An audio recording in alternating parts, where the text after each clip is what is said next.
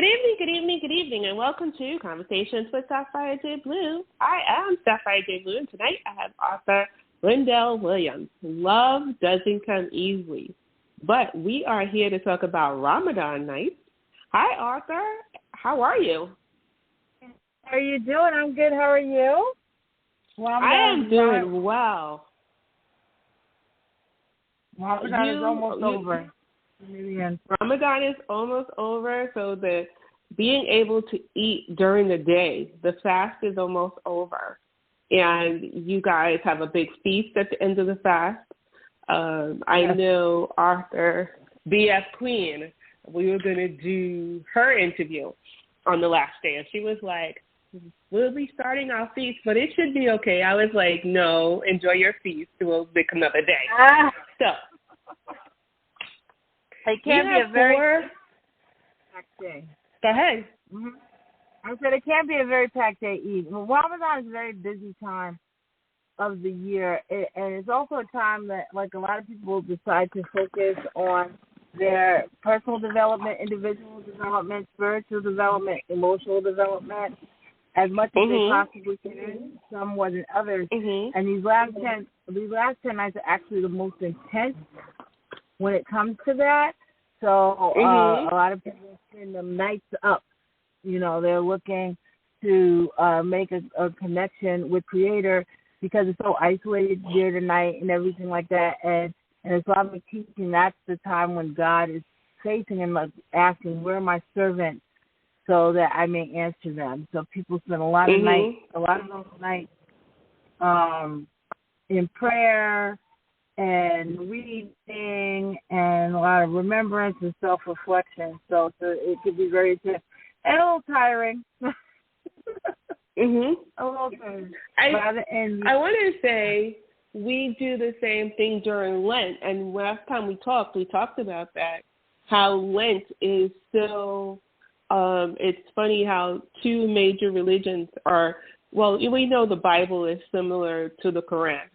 So, you know, there's different stories. The same prophet.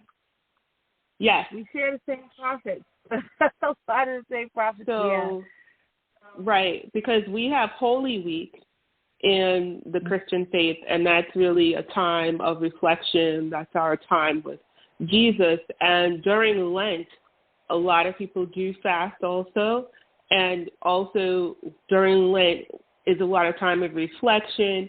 It's supposed to be a lot of time of prayer, a lot of time that you get closer to God, because the 40 days and the 40 nights in the Christian religion is when Christ suffered and was tested by the devil before he was crucified.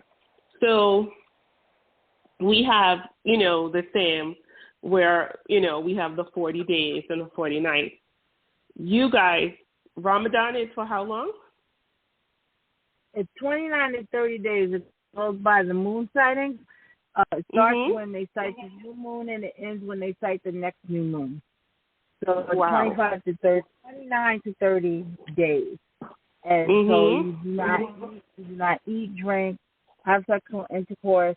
You're supposed to refrain from vain speech. Really focus on your relationship with your Creator during those days and nights, during the days and nights.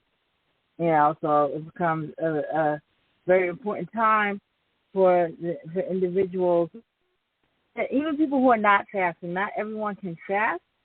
So, you know, for different reasons, people don't fast. They may be sick. Children do not fast. Like really young children do not have to fast. Pregnant women do not have to fast. People who are traveling do not have to fast. People with chronic illnesses, they do not necessarily have to fast. Like diabetics don't fast because you're supposed to be eating consistently and taking your insulin, for example. Right. And it's still a very, even if you're not fasting, even though fasting is at the foundation of it, there are also other things. It's really about developing your relationship with your Lord. And what fasting does is it encourages you to have self-control and to have focus. So even when you're not fasting, you can still do the same things. You can still pray. You can still read Quran. You can still sit and do a lot of remembrance and self-reflection. You can still set goals for yourself. A lot of people set goals for themselves in the beginning of the month. Well, I want to be able to do this and I want to be able to do that. And so you can still set those goals and accomplish those goals even if you're not fasting. That's how intense and spiritually intense the month is. What I learned from your book, 𝓛𝓸𝓬𝓮, the Ramadan Nights series has 4 books: the 𝓛𝓸𝓬𝓮, the Chant, the Ideal, and the Note. And what I learned from your book, even though I grew up with relatives that were Muslim, I never knew about their sex life. So I learned that you can only have sex after sundown. I learned only in Ramadan. Only in Ramadan. And I learned also the prayers that there's a special time when you break your fast and you pray. I just knew with my family that there was a lot of prayers going on, and the fasting. I never studied or never knew why. So thanks for telling me.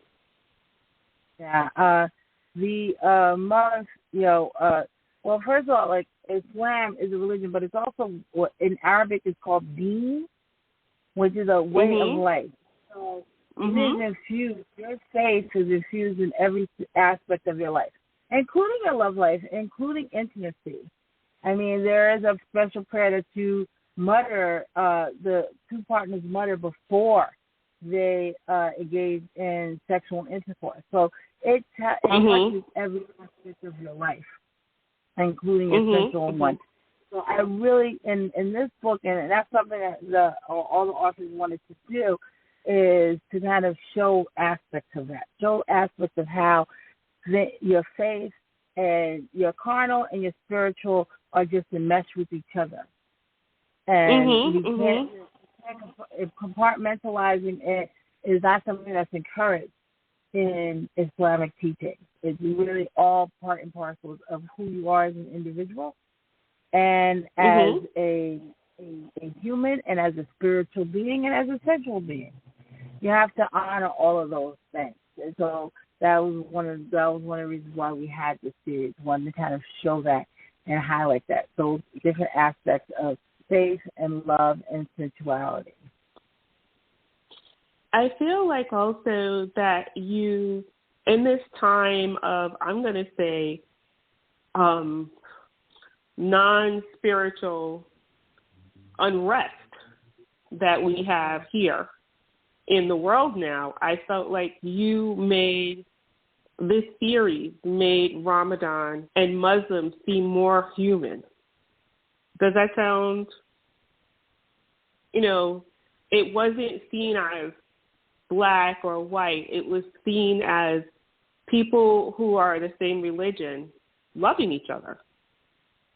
Yeah. I get that. A lot of times you can see something that you're not a part of.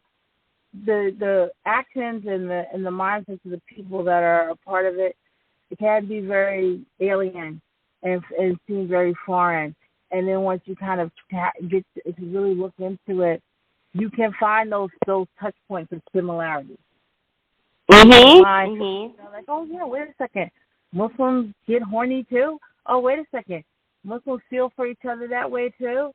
I felt that way. Right. I've had this idea of what I wanted in a partner, and then ended up I find someone that flips that on its head. Type of thing. I've pined and lusted after somebody before. My partner and I have had problems that our families have been complicit in making worse. Yeah, like all of those things.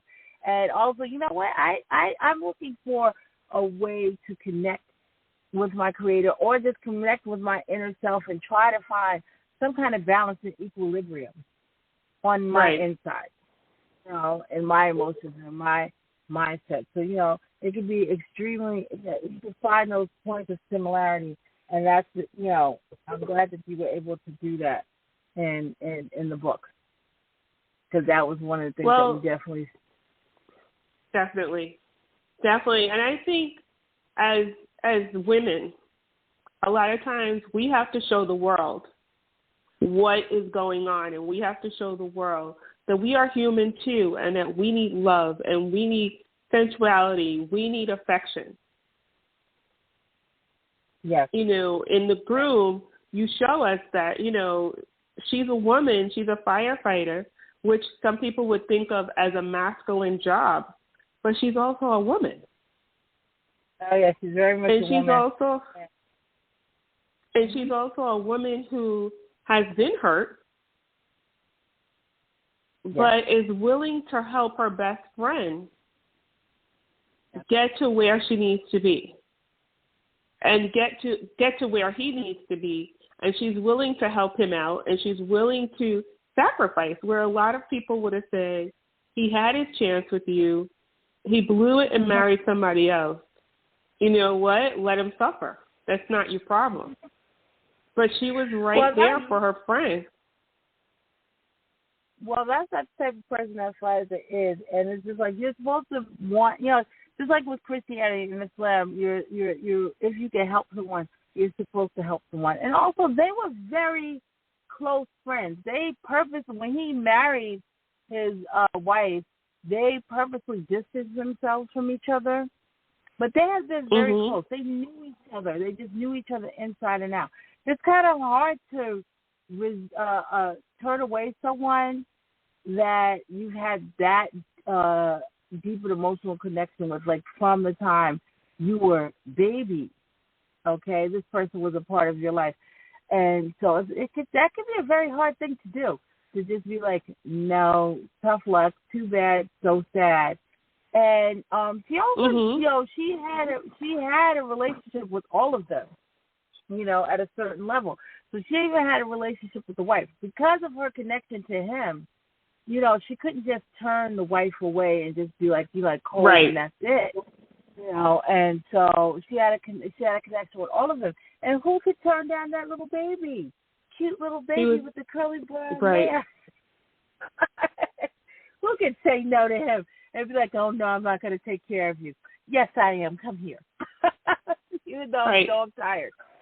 So, you know, that was the thing. It's just like this layer, when you have that layer of friendship. Yeah, it could turn into something else when it could turn into something more amorous because you have those things. I mean, even when you look at Shakespeare's sonnets, some of those sonnets were written to men. How do I, you know, it's just like, he was writing that to his male friends.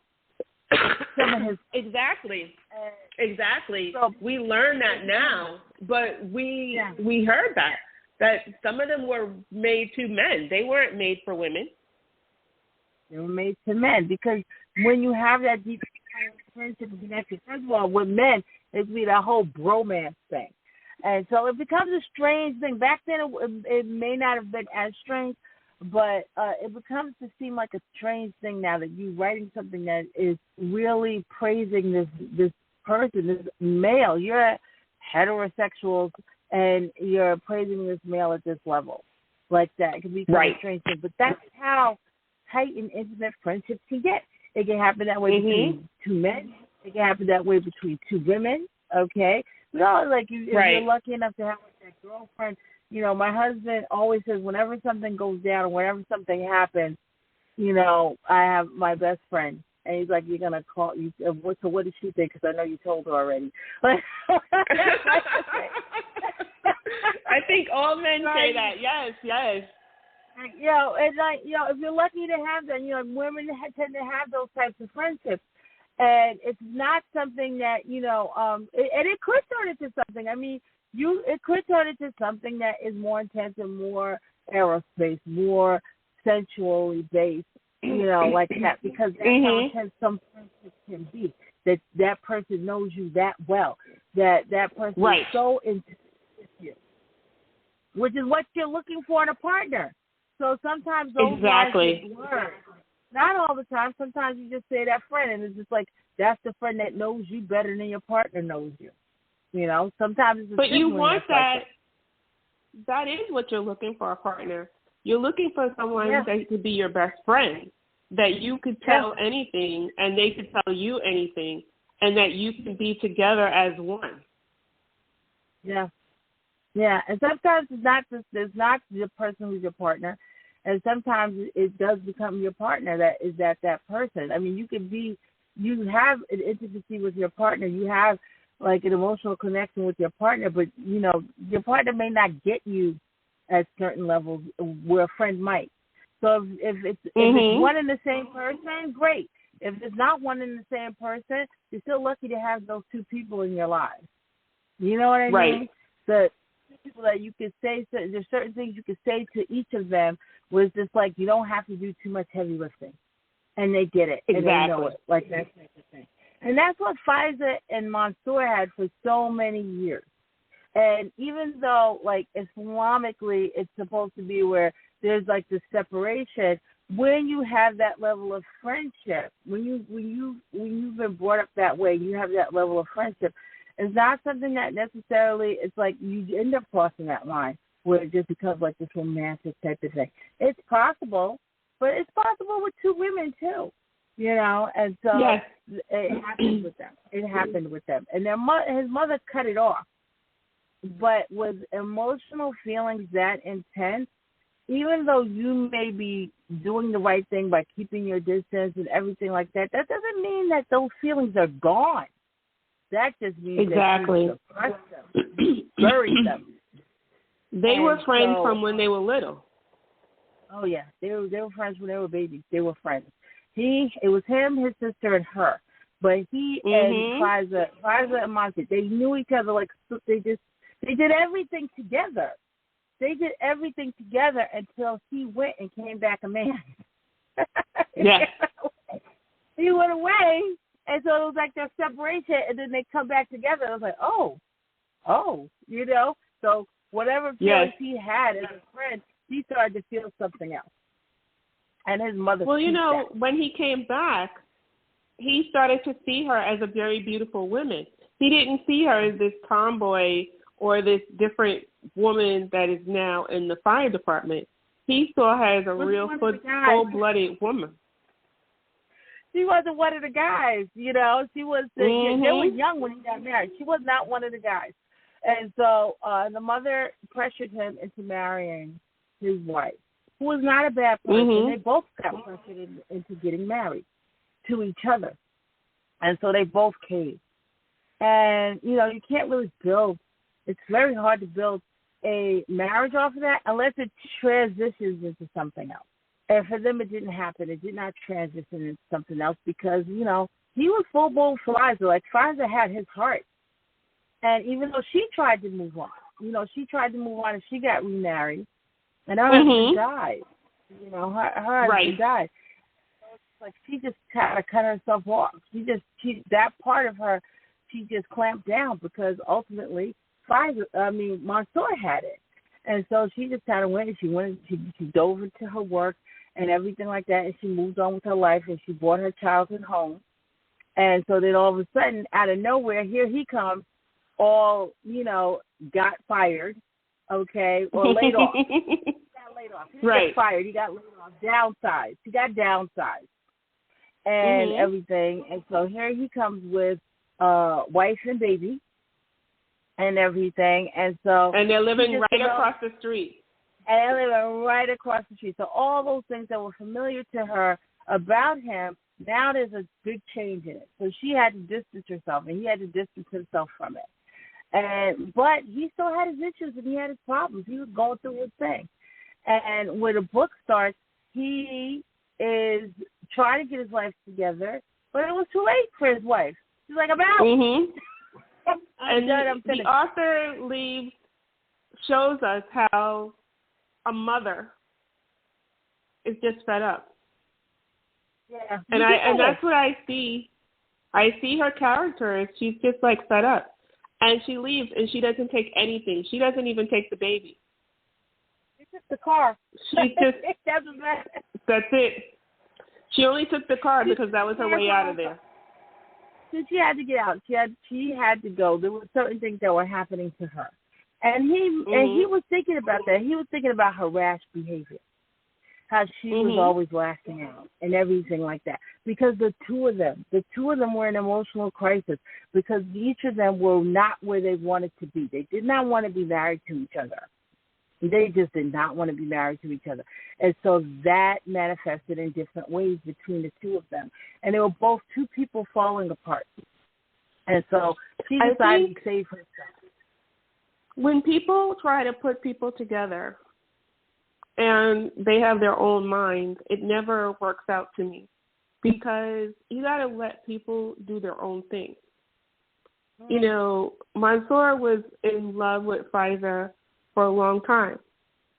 And his mother, you know, kept on telling him, she's not your type. She's not for you. She's not your type. She's not from you. She's not from where we're from. You know, she's just an ordinary person. But as we see in the book, she becomes more than an ordinary person to him. She was where he was from. That was the thing, is that she was where he was from. His ex wasn't. Yes, that's what I meant. That's who I meant. Faiza. I meant that Faiza wasn't from where he was at. And that's why the mother didn't want him to marry her. Yeah, but she was. She was more his culture than anybody else. That was the thing. You know, there's this whole idea in Muslim culture.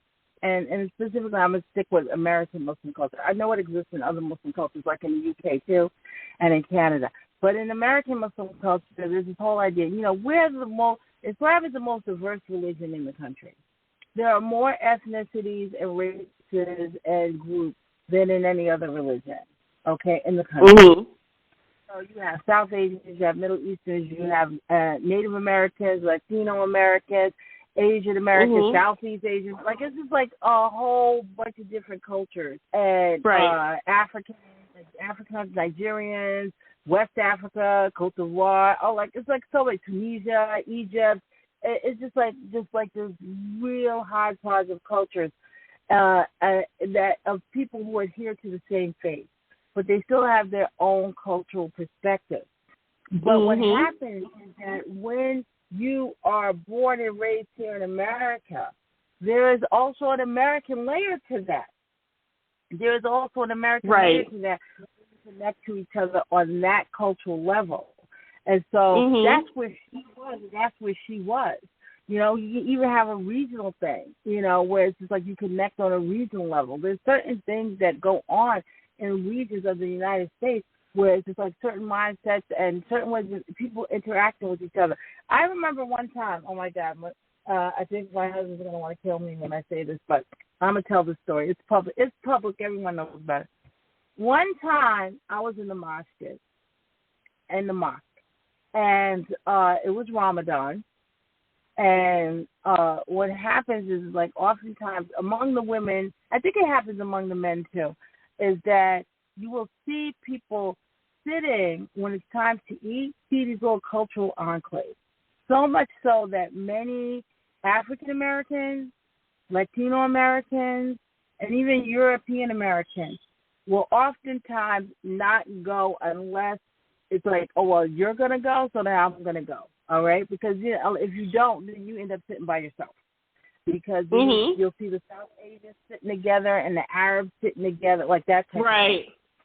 And so one night, okay, it was during prayer, and these two girls, one girl was bullying another. Two Arab little girls. One girl was bullying the other. So I said to one of them, she took her toy. So I said, give her her toy. And the child just looked at me like I was crazy. Now, you know, in African American culture, when an adult tells you to do something, you're supposed to do it, you know. It's like, give her the toy. So you had that toy, all right? Because what's going to happen if you don't? They're going to tell your mama. You're going to be another bunch of trouble. So I said to the child again, I said, give it to her, like that. So she gives it to her. She goes crying to her mother. All right? This woman told me to give the toy back. The mother comes rolling up to me and puts her finger in my face. Oh, no. She put her finger. Thank you. I didn't have to tell you, right? I did not have to tell you. I went off. It was Ramadan and everything. I went off, and so much so that my friend, okay, another black woman, took me, hooked my underneath my armpits, and dragged me away from that woman. And it was like this whole brouhaha. And then afterwards, it all calmed down, and it went upstairs, and my husband heard about it and everything like that. And so everyone was like, your wife is upset, and she's ready to fight this woman and everything like that. And so when he said what happened, he asked what happened. My friend said, oh, she put her hand in her face. She pointed her finger in her face. He said, oh, you don't do that to Americans. You don't do that. Stop fighting. He said, fight. He had to tell, because it was an Arab woman, okay, born in, I think she was Egyptian. And so he had to tell her, oh, no, you cannot do that. You do not put your hand in an American's face, and especially not African American. You don't do that. That's not something you do. So it's just like this cultural thing where they don't understand it. They don't get that. All right? And it was she was shocked. She was shocked when she realized that this woman is ready to fight me in the masjid because you just don't do that type of thing. So it's just like that's where they are they are of the same culture. They are the same American culture, the same Muslim culture. They grew up together and interacting with each other. They went to the same school and everything like that. So she's more his culture than his parents in a lot of ways and his wife. Okay? That's something that he mentioned. So it's just like we have this idea that, here in the United States among Muslims, well, I want my child to marry an Arab. Okay? And they may not necessarily gravitate towards Arabs or other Arab Americans. I remember one of my friends, my very good friend, her son was like, your mother's going to find you she's Indian. And I was like, your mother's going to find you a nice Indian girl from India. He's like, no, she's not. I don't want someone from India. I've been to India once when I was a kid. Doesn't necessarily mean I want someone from India. Yeah, I'm Indian, but I'm Indian American, so that's the thing. So it's just like that, but there's this whole idea, you're going to marry this, going to marry that. Well, my daughter-in-law is Indian as well. She's from Hyderabad. And, her and my son met in college, okay, and they fell for each other hard and deep. And so they got married, and there was an issue with not her whole family. Her father was cool with it. Her mother wasn't. And but one day she went to the masjid, and she's Indian, so she speaks Urdu. And so all the South Asian women that were there started talking to her because she was a new person. And so then they asked who her husband was, and she said, my son. Okay, well, they all know him. And they were like, why didn't you marry an Indian? That was the whole thing. The whole thing was like, why did you marry him? Why didn't you marry an Indian? Like that. It didn't dawn on them that, she fell in love with someone. And she wanted to be with that person. But there's the whole idea, marry someone from your quote-unquote culture like that. But he's a Muslim. Okay?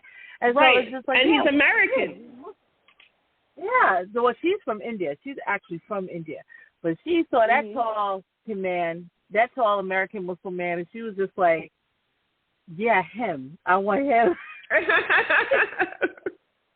And he wanted his little shorty because she's the shortest person in the house. He's the tallest and she's the shortest. And so that's what happens, though, when you're navigating those things. It's like you make those connections. You make those cultural connections. It can be very much a faith-based one, where it's just like you're Muslim, and it's just like, yeah, I'm Muslim, but I'm from here, or my family's from here. But that doesn't matter. That's not mattering. But what happened was, because it mattered so much to the mom, she ended up jacking up her son. She ended up messing up her son, and he went through some stuff because he was not with the person that he wanted to be with. And ultimately, it's just like, yeah, you didn't even know, you didn't even give them a chance. Because, yeah, maybe Pfizer wasn't the person for him. Maybe not. Okay? But you cut it off before they can even figure that part out, whether or not they were for it. You just cut it off because of this whole idea of culture She didn't give it a chance because she, we talked about, in the original show that there's always prejudice. Yeah. And sometimes you just don't know where it's at. Yeah. And there, you can see, you can see prejudice against Christians. Oh, don't talk to her. She's not saved. Don't talk to him. He's not saved. Don't do this. Don't do that. And it's really that people decide in their own mind and they make up their own judgment, not thinking about the people and not thinking about love. And that's the key. And that's what your theory brings to us. It brings love. The groom, the chance, the ideal, the note. Yeah. In your one-line blurbs you have, for the groom, they're not kids anymore. For the chance, you have, he was her forever guy, her eternal muse, who rocked her world. For the ideal, you have, they are far from ideal, yet close and perfect. Yeah. And for the note, it's a wholesome Muslim romance. And you have a sweet romance between a quiet boy who grew into a confident man and the dream girl who became all woman. Prepare for the sparks to fly. It's all about love. Yeah. It's very much all about love, and it's the complexity of love that can happen. You have Riza and Danielle, and they're very much in love, okay? But then what happens? All kinds of other things kind of get in the way of that. He loves his wife dearly, but he can't. He's having a hard time putting her first. He's having a hard time putting her first, and he jeopardizes his because of that. And so. What do you do? And then this is very much a culture, like a very subcultural thing, was just like the parents are so involved, okay, and it interferes with the relationship that the couple has. That interferes with. So it's like there's this level of how do you balance being a dutiful son and a loving husband if there's a clash between your wife and parents? And some people may think, some people outside looking in may think, well, the parents need to mind their business, this, that, and that. But that's not the culture. That's not, It's just like the parents are very much involved. And so what do you happen when there's like this clash and everything like that? So it becomes really important. I mean, in the ideal, Dawood, he really he decided, I'm going to look for this woman and I'm going to find myself the ideal woman and everything like that. But then he ends up, like with Zainab, she's not exactly what he pictured. Zaida, she's not exactly what he pictured. All right? And when it comes to that, what you picture in your head, what you need in your life. Right. Do you see what I'm saying? In the Quran, God says, it may be that you hate a thing, but God has put much good in it. Okay? So like that whole idea that he knows and you don't know. All right? So he's just thinking this woman, and here's this other woman, and it's just like, wait a second. That's not what I thought I was going to end up. That's not who you thought it was. That's not who you thought it was. So there's all of these layers. So it's just like, how do you balance these things? Because when you're Muslim, God says be dutiful to your parents. Don't even say oof to them. Don't even say oof to them. Okay? They have these duties. You have this duty to them, especially your mom. Especially your mom. I had readers who were just like, why didn't he just come out? Why didn't Mansour just come out and say, Mom, this and this and this and that and that? I was like, that's not an easy thing, first of all, for a male child to do. Not an easy thing for a male child to do because they love their mama. Especially they love their mama. They're like, mama. No, this, wait. What male child comes right out and just tells his mother, I love somebody else. I want to be with somebody else. Go sit down. Nobody. Go sit down and mind your business. like that. They're not necessarily going to do that. I remember with my mother-in-law. Okay, wonderful woman. I love my mother-in-law. But we had our issues early on. We had our tension early on. And it took a while for my husband to kind of sit his mom down and talk to her and have a conversation with her. Like that type of thing. He didn't tell us, Mom, you need to mind your business. This is my woman. You need to shut up and mind your business. He's not going to do that. He's not going to do that. That's his mom. He loves his mom, okay? And at the end of the day, she always going to be his mom. You are not necessarily going to be his wife. All right? Exactly. And so, like, that's a hard thing. But especially... And who would want a man... Who would want a man who doesn't have respect for his mother? Oh, you want a man it's hard for him to really have that conversation with his mom. You want a man like that. You may not think you do, but you actually do. Yeah. All right? Because if he doesn't have respect for his mother, do you really think he's going to have respect for you? Absolutely not. No. Unless so you want a man who's going to be respectful to his mother. You want a guy who is going to be respectful to his parents. That's what you want, because guess what? That same respect that he's showing his mom and that he's showing his parents is going to be to you. You know, the guy who tells you, forget my parents, forget my family, I don't talk to them no more, I don't have no respect for them, you got to wonder what went in that household and how that's going to reflect on you. Yeah, that's a dysfunction. That's definitely a level of dysfunction. And it's just like, it becomes a very hard thing. I had my son talk to me one time, and I just knew when he spoke to me, his wife was not happy, and she'd been grilling him about it for a long time. And so he's finally coming to me with it, like that type of thing. So I took it easy on him. But I could tell, because I know that his father would do the same thing. And I think that men will have to go through. I think that everyone kind of has to go through that with their partners if there's a certain relationship dynamic that's happening between the partner and the parent. Okay? Right. Sometimes it's just really about finding your point where you can jive, okay, and have that relationship. Sometimes it's like oil and water type of thing. So what do you do? But with Mansour, it really wasn't an water and oil type of thing, which is like really what I wanted to show is just like it could be very subtle. That prejudice, that bigotry, and that racism and tribalism, this is not really racism because they're a black Arab, but you know they can. She didn't have a problem with the fact that Faisal was black. She had a problem with the fact that Faisal was not Kuwaiti. Not even that she wasn't Arab, that she was not Kuwaiti. Right. Like they were Kuwaiti. That's it. So you just married Kuwaiti. You know, it's not like she would have had a problem with a light skinned, a passing white Egyptian with blonde hair. She would have had a problem with that because that woman is not Kuwaiti. So she's like very much. So that little kernel of tribalism that the mother had, you know, she ended up hurting Faisal, someone she loved. She also loved Faisal. They raised those babies together. They raised her. Those two women were best friends, Faisal's mother and Mansour's mother.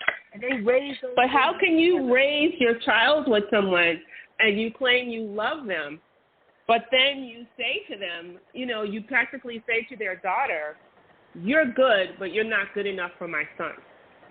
Oh, all the time. It happens all the time. It happens all the time. When it comes to that, that's when all bets are off. And I mean, remember, we live in a society. Look at African Americans and look at all our different skin tones. How do we get to those different skin tones? You know, it's like because we got to the skin tones because of how we are as a people. We have mixed up with so many, with so many cultures. So many cultures, especially white culture, with slavery and with NAFTA, all up in the slave quarters and everything like that. And at the end of the day, he owned his children. He owned his children. He owned his children. If you wanted to, if you look at Thomas Jefferson, he had, oh my gosh, How many children did he have with her? He had a bunch of them, but the thing is that was his wife's half-sister. They had the same father. And the father gave his one daughter to another daughter. Okay?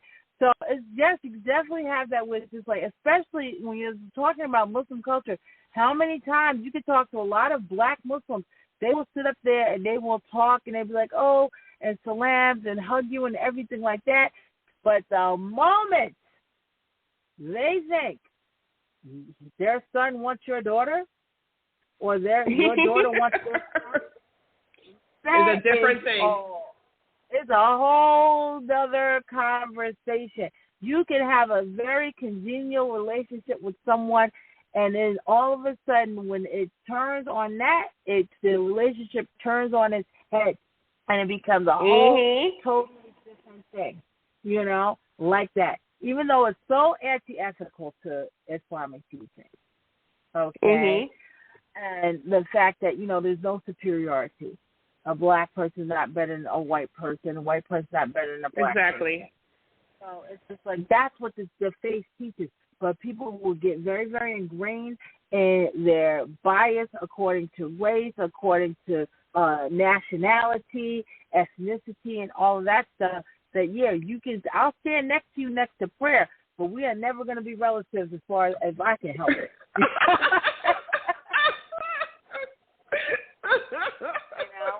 And so it's just like, that's what I wanted to show. It's like there's all of these aspects with a faith, it becomes very, very essential. So, I can be in Ramadan. Like, I wanted to have Muslim authors, America, here in the United States. There is we're coming together and collaborating more. For a long time, it was just like we were very desperate. So, we may have been writing, but we weren't necessarily writing as Muslim authors. And we were authors who were Muslim. And there were certain reasons why, because there's a lot of derision from the culture when they find out what the thing is right. And so over the past few years, though, more and more Muslim authors were starting to come together. Still a little teeny tiny group. We're still a teeny tiny group, but more people are starting to explore it. More authors are starting to say, this is what I want to write. And, some of them, some of their stuff, okay, all right, that's what you wanted to write. All right, good for you. That's your writing. Because it gets very, very erotic, okay? And so, which is okay, because I've written a little bit of erotic stuff too, and I may go a little bit further, but I don't know yet. And so it's like, but we came together. And so when I saw, one of the things that's really big in romance is that you have holiday-themed romance. Right. Which are great. Right. Christmas romances, Valentine's, yes. Yeah, because all of this stuff, because of the emotional intensity that occurs during holidays. So, of course, romance is going to be a part of all of that. Exactly. Because of the emotional intensity that happens during holidays. So, like Valentine's Day, Christmas. I did a New Year's Eve one. I think there's the St. Patrick's Day. Almost every holiday is in romances now that go with them. Yes. And so I was just like, I would really like to do a holiday romance series like that. And so some other Muslim authors, because we have a group, a Facebook group, where we interact with each other. And so they were like, yeah, let's do it. Let's do it. And so we got together and we set some deadlines. And we got to writing. And thinking about Ramadan. And for me, it was Ramadan Nights, because for me, it was very much, we are so quick to compartmentalize sensuality from our faith, where our faith does not need us to do that, And even there's one story with the Prophet Muhammad, sallallahu alaihi wasallam, where he heard about these young men who started to live a monastic life. These young Muslim men who started to live a monastic life. And he told them, no, that's not what you do. That's not going to make you have more faith. You don't have more faith right. because you're, you know, I'm not celibate, and I am the prophet of God, and I'm not celibate. So, you know, you have to balance. You have to find balance between all of that, and you have to find the spiritually uplifting and fulfilling part of your sensual side of your life, and come to terms with that and appreciate that, because that is a mercy from God. You know, that you have the ability, when you have the ability to fulfill your sensual desires with someone who you have a connection with, and to whom you have a commitment with, where there's three entities. There's you, there's your partner, and there's God, okay, where you have that commitment. So, you know, that's the mercy from God that you're able to do that. And so it's just like I wanted to kind of show that aspect of it.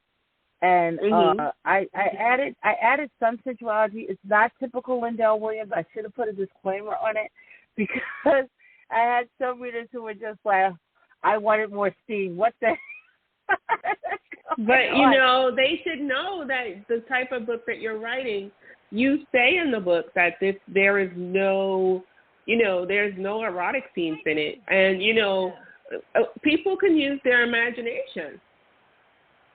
You like do have a little seduction in there, and you do have sensuality in there.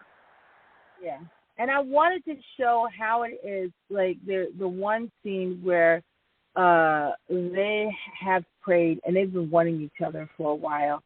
And it's you can't fulfill those things during the day in Ramadan. Outside of Ramadan, if you're not fasting or anything like that, then knock yourself out. All right? Have your matinee. And so, but during Ramadan or any other day that you're fasting, you're doing. So they have been waiting for each other. They were making those spiritual connections with each other, individually and as a couple. And so now it bridges over. That bridges over. Because here's someone that you've been sharing your spiritual connections with. Now you're going to share the sensual ones as well. That can be an extremely intense thing. It can be an extremely intense thing. I wanted to show that. And so I did not want to deflect, how can I say that, with eroticism. You know. And also I wanted to appreciate the stance of the other authors who did that. Also, like some of them are actually, two of them are actually sweet romances, where there is no sensuality at all. So I didn't want to go all the way, full blown erotic romance type of thing, and then have like this sweet romance along with the sweet romance. So readers will tend to read on a continuum, and that's what we're hoping, that they will enjoy all of these books along this common theme. So I didn't want it to be where it's just like that, it was all the way out there like that. Any more so than if I am writing in a series with other authors where it's erotic content, and then I have something totally sweet in it. You know, like it doesn't really flow as a series. So I didn't want to do that. And so I did put in light scheme. I said light scheme. That's why I put light scheme.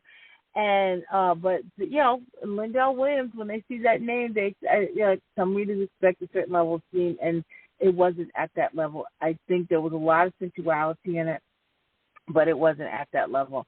I just really wanted to kind of appreciate that and respect that, and also ultimately the characters decide.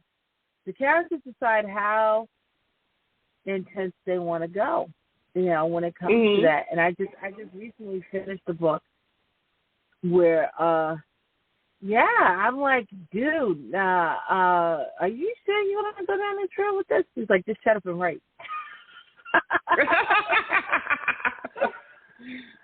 Just shut up and write. I love it. I love it when the authors talk about, you know, all the love that's there. Yeah, they definitely. I love it. They wanted to express their sensuality, the connection between their intimacy and sensuality, in a different way. And this was a Muslim couple. This is also a Muslim couple, but it's a very intense thing. And some want to do it more intensely than others want to do it. And so I kind of do it that way. That's the way I have it. That's where I tend to do it. I have yet to have a couple that want to go full on sweet. You know, and I think I would definitely need a pen name because I think that my readers would rebel. And there are authors that have that. I mean, 𝓛𝓸𝓿𝓮, she has another pen name where she has erotic content, like erotic romances or steamy romances, or under another name. So I'd probably have to do that. You know, so if you want something sweet, then you want 𝓛𝓸𝓿𝓮. If you want something a little steamier, then you want 𝓛𝓸𝓿𝓮 J. Okay, and so I think I would have to do that if I ever gone sweet. But my characters have yet to have any inclination of going sweet. 𝓲𝓪 and 𝓦𝓻𝓲𝓽𝓮 are the only ones that were at the level that they are. All the rest of them are just like, yeah, nah, I'm diving, and you're gonna write it. That's what you exactly. You're gonna write all of it. So they really are great romances, and you know that you have like this expanse of them. And from the sweet, I don't like using the term clean romance because my romance is clean. And then you have a little bit more steam, and they all kind of just really jive together in appreciating the month of Ramadan and those nights have when it comes to falling in love, being in love, and staying in love. Because can you imagine just like they have that makeup sex, you gotta wait till sunset because that's it. That's it. That's good though. Wait, it's gonna be real intense, but you've been stewing. Yes. You've been stewing all day, you know, and concentrating on this aspect of your spirituality. And then like when the night comes and it's just like it's you and your partner, then it's okay, well, yeah, it's on, you know, and what happened. Because, you know, for many people, not all people, because you have people who are asexual, so they want an emotional connection, but not necessarily with sex. I have yet to write characters like that, so. And, but you're there with your partner, so you're going to express all of those feelings, all those intense emotions. And everything, and I mean, when you think of 𝓦𝓻𝓲𝓽𝓮 and 𝓲𝓪, you gotta think along the lines of they've been waiting for years. Yes, they have. Years.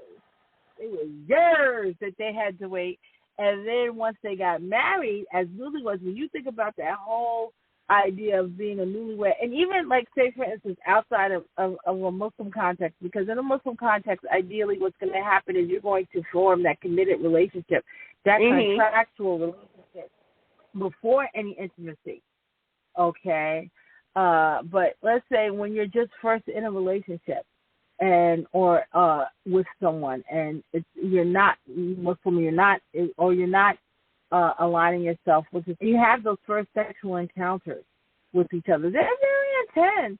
They can be very intense sexual encounters, especially if you made a sex and you've been wanting this person. You've been wanting to get with this person, and you finally get with this person, and they're competent, and they know what they're doing. Because 𝓲𝓪 could have liked 𝓦𝓻𝓲𝓽𝓮 and wanted 𝓦𝓻𝓲𝓽 all he wanted, but if he didn't bring that game. If you didn't bring that game, it would have been a whole other. Yeah, I think your mom was right. But you know, but when you make that connection, you have that intense connection, you have that intense intimate connection. You want more and more and more and more and more of it until you reach that equilibrium. But that could take a while. But unfortunately for 𝓦𝓻𝓲𝓽𝓮 and 𝓲𝓪, they got married a week or two before Ramadan. So, yeah, everything was great.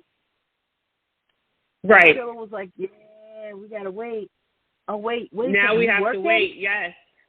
And you're working? Wait a minute. What do you mean you doing double shifts at the fire department? Hold up. You see this stiff right here? You see this? What do you mean? What do you mean that they'll wake your behind up? Get up. Yeah, she was just like, I thought that was the best. when she was like, what is the baby doing in here? No, he can't be in here. No, it was just like, that was so good because that was just like reality right there. That was reality. He came a ready-made family for her. He came a ready-made family. So it was that baby. So it was just like, okay, my job and your job, and it was working until this whole other aspect of Ramadan came in. And it's just like, yay, welcome Ramadan. Hold up. How we going to do the other stuff because we got this stuff going on, all right? Right. And so it's just like, okay, we got this little bit of time because, like I said last time, like right now, it's another 40 minutes before I eat anything, okay, in New York, and I'm in New York.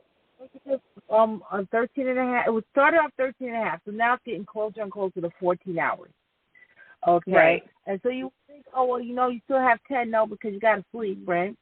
And then plus, you go to, a lot of times you go to the mosque, and they do extra prayers that they do there as well. And so and then you have this baby up, okay, and bouncing around, or you have your kids, right, and you have this and all this stuff going on. And so it's just like that time window starts to shrink very, very quickly. And you want to be with each other. And so sometimes it's just like, yeah, we're going to do this because I'm working a double, and so I won't see you for 3 days. And then we got to add an extra day because I won't see you for 4 nights, okay? So I won't see you for that night. And so, yeah, let's go. We got to do something. And if it doesn't happen, it could be very stressful. When you want your partner at that level, and hopefully that's something that's long lasting. But when you want your partner at that level and it's that intense, it could be very stressful, and so things start to happen. Sometimes you're not mad at each other because you're not getting to have that connection that you want to have with each other. Right. That's what I was going to say. Sometimes you have to be, you're upset because you're intense. Yeah. Oh, yeah. You want it and you want them. And it's just like that happens all the time. And so that's what happens to them. And so it exhibits in different ways. You start bickering and fighting with each other and everything like that because you've been denying yourself. And especially in a lot of Muslim culture for years, it's been like the whole idea that, what has not been addressed oftentimes when they talk about Ramadan, where religious leaders and teachers talk about Ramadan, they talk about everything but the sensual part of it. They don't really address that. They don't really address that, I am God's servant, and God made me a sensual being. And so I want to perform these acts of worship for God, but I also want this too. And so it's just like, because it hasn't been addressed, the automatic assumption is that it's not a part of it, part of my spirituality. Which is, again, just really anti-ethical to the teachings of the faith. So it's just like, when it all goes together, including your sensual side. So you need to be in tune with that. So if you're sitting up there bickering and fighting and tearing each other apart, it may be because you have been trained to suppress and ignore this when you have an avenue to fulfill it in a way that is not only going to please you, but is also you will get the approval of your Creator because of it, because He created you for this, with these texts, and He has put restrictions on it. Okay, where it's just like, well, if you want to do this, this is what you need to do. Well, along these lines. And so if you've done that and now you get this gratification, you get the gratification from your own physical and emotional side and sensual side, but also your spiritual side, because you're doing it in a way that aligns with what your Creator wants, the way that your Creator wants you to do it. And so it's been a big mistake that's happened in a lot of Muslim culture. And where it's just like because it compartmentalizes it and they don't address it, the whole idea that I'm pious if I don't, like, not only during the days, okay, that's one thing, that's a commandment. Like, no, you don't do that during the day. But at night, God talks about it. In the Quran, God says, and on the nights of Ramadan, in the nights of Ramadan, enjoy your spouses. God says so it. It's, you know, it's not right. So whereas people feel it's a sin, you're saying it's not a sin. That you're supposed to be in love. Yeah, not so much that it's a sin, but that your piety, by eschewing it, you're somehow more pious. That's what God teaches, and that's not what his prophet teaches. But is this whole mindset in a lot of Muslim culture that it is that way. You know, there's a whole bunch of different things. Women are not supposed to have a libido, and the more pious, the more you can restrain from having sex, even the lawful sex. You're supposed to have. You're somehow more pious when you do that. So that's one thing. If you decide to engage, and there's certain acts of worship specifically during Ramadan that you take part in. So you may decide to go into exclusion during the last 10 days, but there's 20 other days. There's 20 other days, okay, where you could have, or you can perform all those actual acts of worship, including the sensual ones. And so it's just like, there's this whole idea, no, the sensual ones are not a part of that, okay? And so it's just by omission. Just by omission, they're not a part of that. So I wanted to write that and include that aspect of it in my book. I want to thank you for sharing. Again, so many things we've learned, you know, and I think the world needs more. Because we have to learn about different religions. We have to learn about different things. We can't just go by what the news tells us. We can't just go by what, you know, people tell us in the street. We have to really be ourselves, and in being ourselves, we have to show that all cultures love. Yeah. You know, different cultures are not just this. Different cultures are not just that. There's love there too. Yeah, no, absolutely. And we also, for Muslim readers, because there are Muslim readers who read romance, we wanted them to see that aspect of romance and their faith and religious events that they're engaged in. Okay? When they're engaged in Ramadan and engaged in those Ramadan nights and everything in between. And when, as Muslim couples, what do Muslim couples do? How do you navigate that when now one is two? Now one is two. So those aspects of your devotion, you know, you're going to a partner a lot of times. It's not like you're never going to include your partner in your worship. You're going to, in your devotion, you're going to mutually take part in certain things, including the central, but also other things as well. So we really wanted Muslim leaders to see that too. And so oftentimes you will, in the books, at least in my book, and it's in the other books too, you will see Muslim words, common Muslim vocabulary words and that puts off some readers. But for me, and when you talk to BF Queen and Sapphire Ali and 𝓛𝓸𝓿𝓮, you can ask them about this. But for me, it just became very important for me to include that language because of Muslim readers. Also non-Muslim readers. I mean, when you're talking, I'm an African-American Muslim.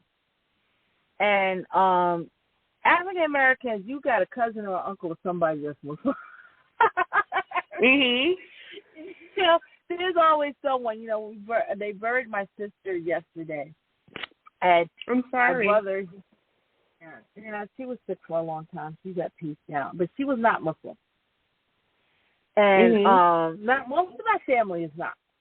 Most of my family is Baptist because they're from the South. Or Methodist. I think one of my aunts became Methodist or something like that. But they're Christians. Most of my family's Christian. My father was actually the first Muslim in my family when he converted. And then I have a cousin or two that's Muslim, but and me. And it's so funny because my brother, I was on the phone with my brother today, and he has a friend who's from Turkey. And so while he was on the phone, his friend from Turkey walked up to him, and he was just like, he was talking to him, and it's like, I'm talking to my sister. He's like, oh, the Muslim one? I was like, okay, that was the Muslim one. But at my sister's burial, I did not go to the burial, and my brother took video for me. And, so you saw, like, you know, he was a priest, he was Christian, and, like, the family, all right, and then you saw the Muslims. So it's just like a lot of times when it's an African-American funeral, it's not uncommon, okay? Right. Oh, definitely. You know, in my family. I'm Baptist. Yeah, that's the Muslim. I'm Baptist. And I've been to so many Muslim funerals.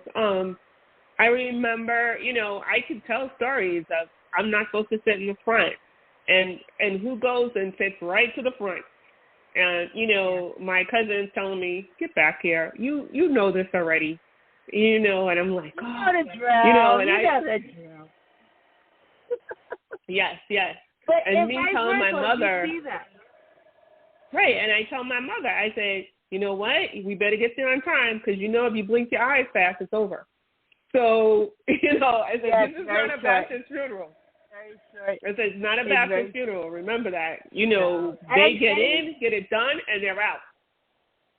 And you may not get to go to the funeral or the burial at all if you're living in another state or something like that. Because because it's supposed to be the next day. Yeah. 24 hours if possible. So like when my father died, his brother, my uncle, he knew that he wasn't going to be able to make it up because he respected that. He knew that, he's like, your father was Muslim, bury your father. Like that. And so, and like, you know, with my mom, like my mom was not Muslim. And so it's just like, they're the Muslims. So like you see that a lot. Like with African Americans, a lot of times it's like you have a Muslim cousin or uncle. You know, if you're not Muslim, you have a Muslim cousin or uncle. So a lot of the words are familiar in African American culture. So you'll see like 𝓚𝓪𝓵𝓮𝓼, we see that a lot. Bismillah and stuff like that. Like you'll even see that in hip hop.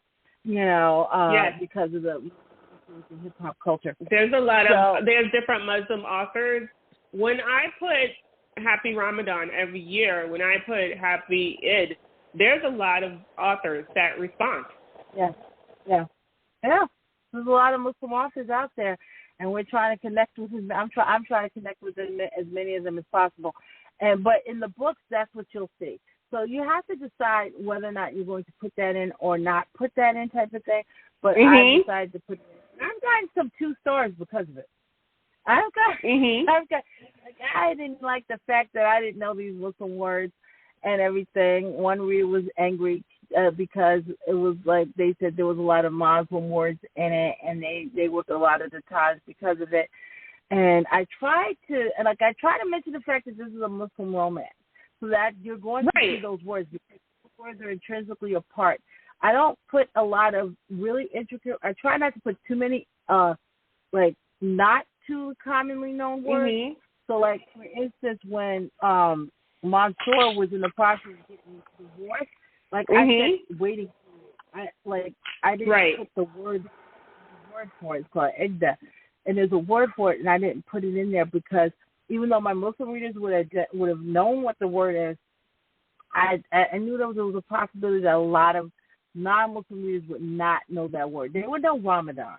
They would know Eid.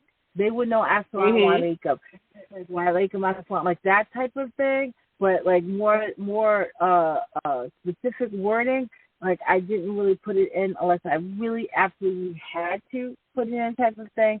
And then I tried to give it context based on that. But it's just like, you know, it's a part of who we are. It's a part of our culture. It's a part of our faith. And so as I'm writing Muslim characters, it would definitely be a part of who they are. Unless, and if it's not, I'd have to let Muslim readers know why it's not. Like non-Muslim readers may not see it, but I would have to definitely let know. Well, what's with this Muslim? How is this Muslim? They're not even saying salams. Okay, those salams. Like, what's the deal with this Muslim character? I would have to let them know. And so it's just like, I've gotten some low star ratings because of it, but I'm going to continue to do it because I think you should continue to promote it. Oh, thank you. Thank you. I appreciate that. And I mean, you got to get it. Like I remember one time I was, what was I? I was sitting in at my school at the college, and one person just kept staring at me, And I'm like, you live in Southern New York. Don't act like you've never seen a covered Muslim woman. Look at where you live. Right. You know? Right. It's like, we were in the Midwest somewhere.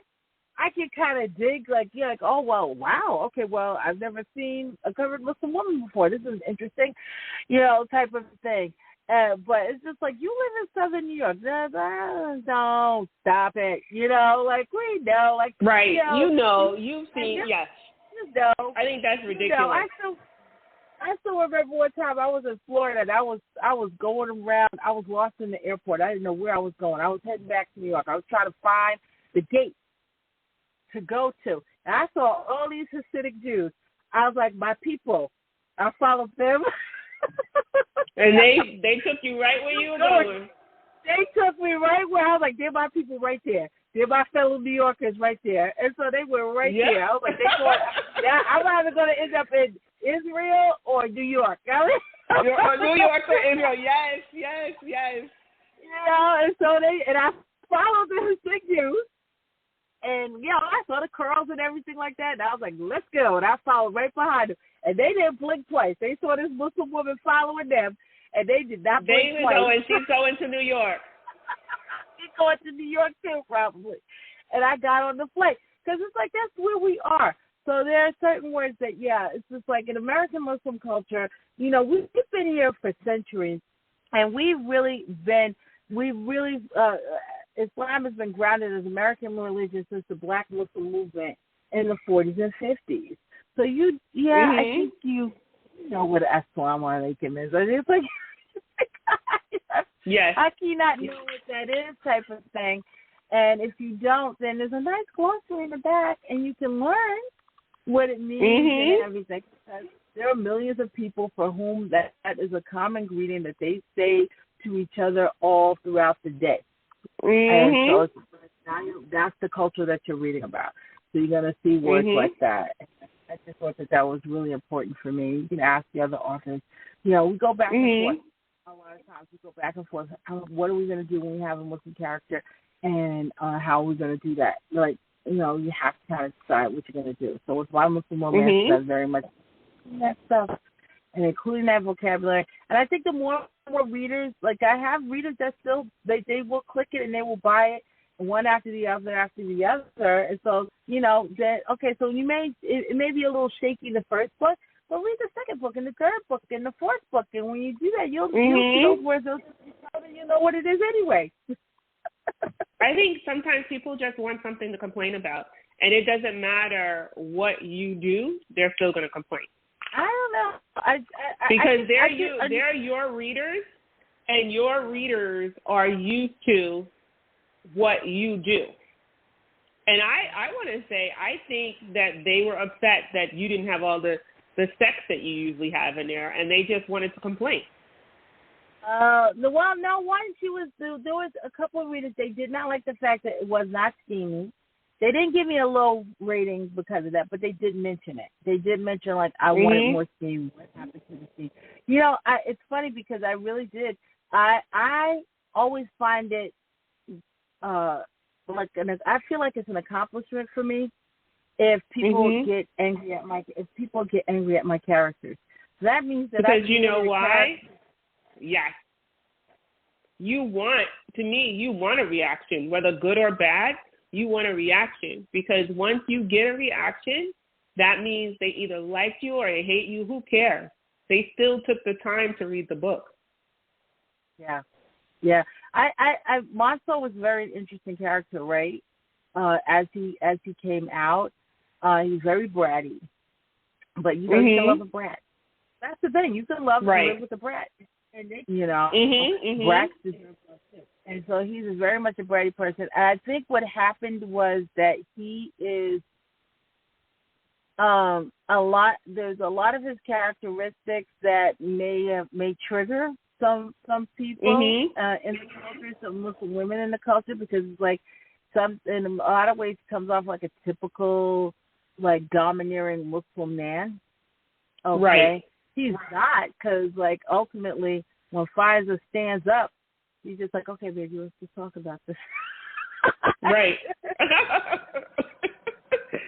We could just talk this out type of thing. I think, like, you know, he gives him as good as he gives. He gives as good as he gives with Pfizer. Yeah, I but think he's gentle, but he's strong. Yeah. That's what I saw with him. I saw gentle, but I saw strong. And he's very entitled. I mean, he's still a manly man. Yeah. But he's still a manly man, but he's still a manly man, but he's still also very gentle with her. And I think that's what we look for in a relationship. Yeah. Sometimes that's a scary thing, though, because it's like when a man demonstrates the same level of entitlement that Mansour has and confidence that Mansour has, that could be a very frightening thing for some people. And so I think that's what happened with him. But, you know, in a lot of ways, all my male characters have levels of that. All of them have levels of that. I think Simon upset some people, too, because as like even tempered as Simon was, there were certain things that he would be ready to pop your neck. And you know, so in my first book, My Way to You, like he was ready. At one point he thought that his love interest was sitting up there chuckling with another guy, which she was, but it was her friend from college. And he was like, I'm going to have to take this guy down. Nah, not having this at all. You know, which is seen as territorial and domineering and everything like that. But there are a lot of men who will feel that way. And, you know, in a Islamic context, that's something that is very much appreciated. Like this jealousy that men will have for the women in their lives. And it can, you know, sometimes it can become dysfunctional, but it's something that is very much appreciated.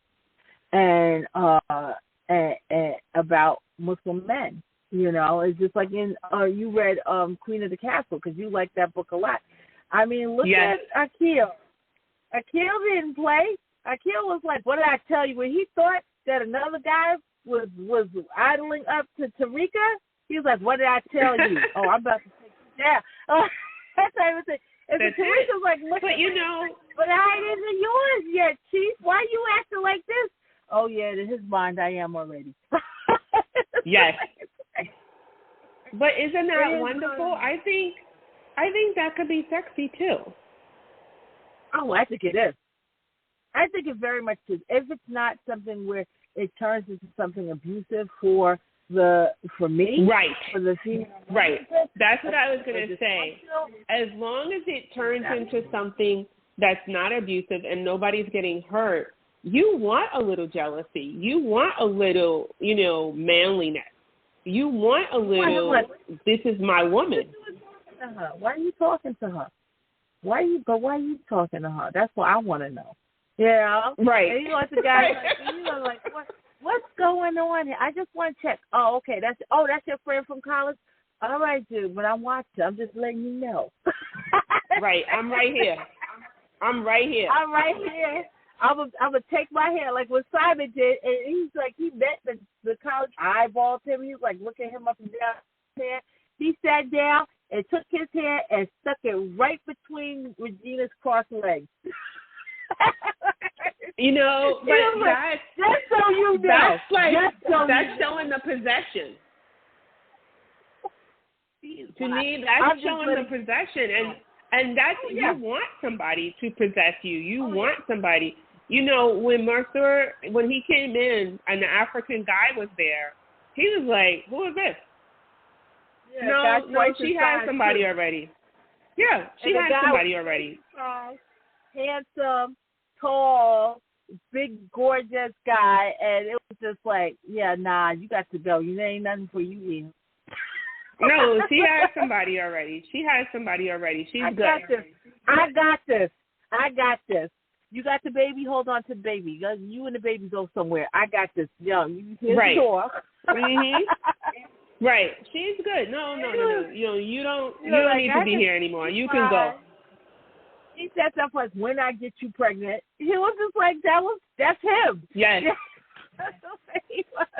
When I get you pregnant. He was very, I don't want to say he made sure that she knew. If she didn't know before, she knew now that, guess what? I'm your man. Know.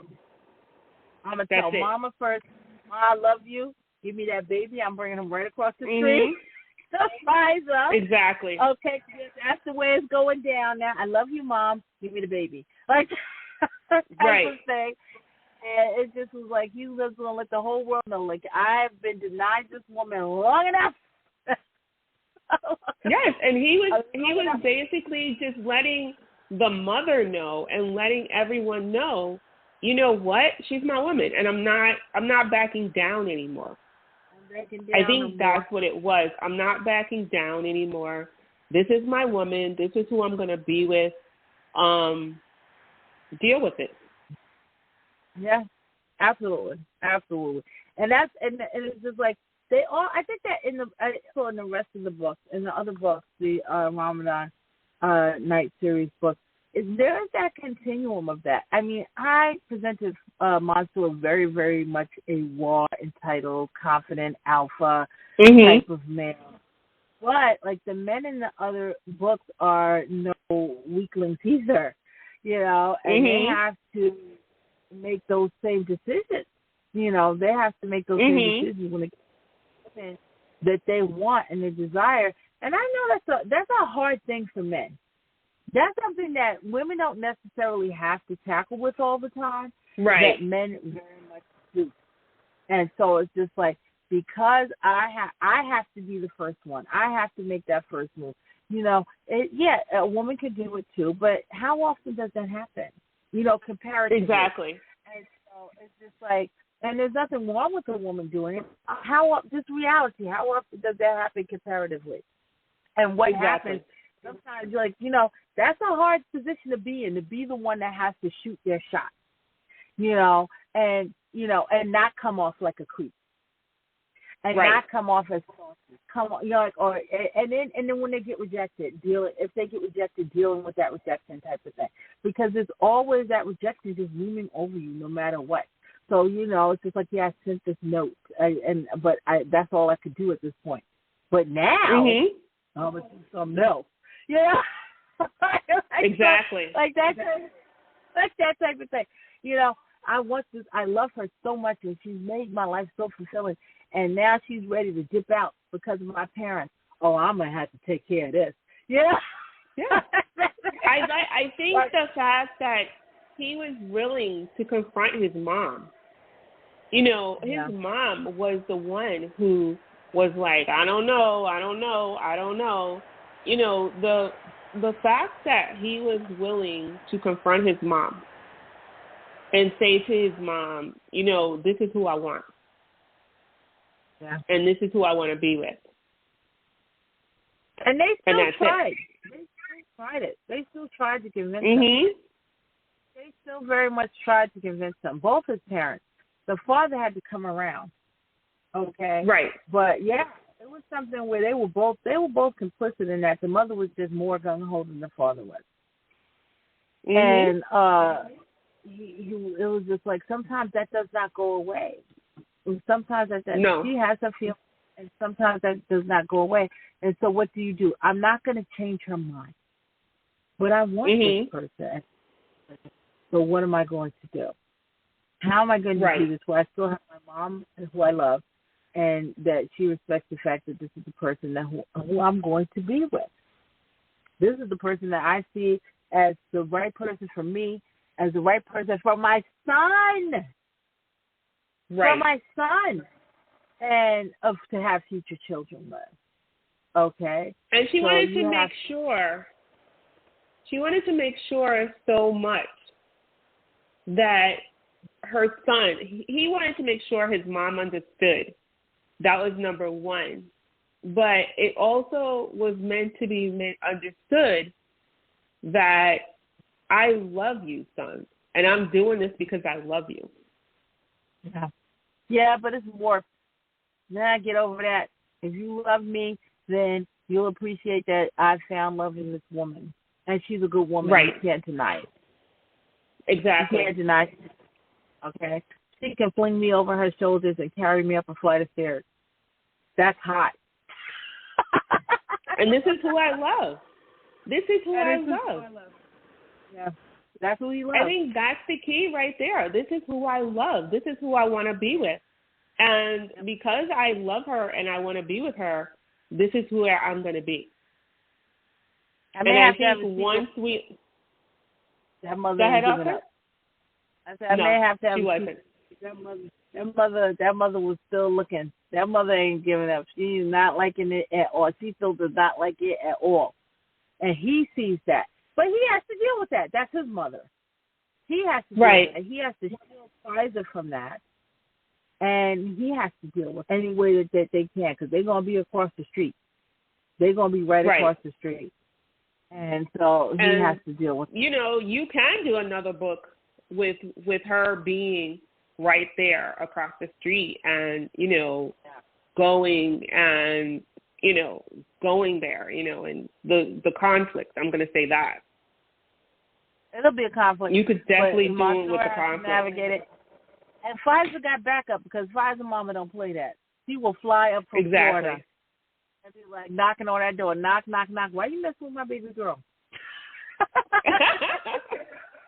You know how I do. Why you messing with her?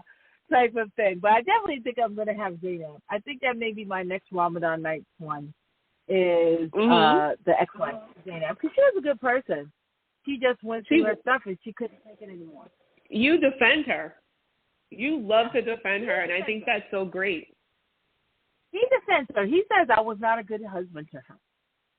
He says it. He says it to Pfizer. He says it to Zainab when she's feeling so bad that she needs Benny. He's like, I don't see. I didn't really give you too much of a choice. I was not the best husband in the world to you. You know, so I think she needs to come. I've had readers ask about her, and I think she needs love too. So maybe she may be my next Ramadan night. Maybe Zainab's story. You know. Okay. Maybe. I don't know. I don't know who she's gonna be with though.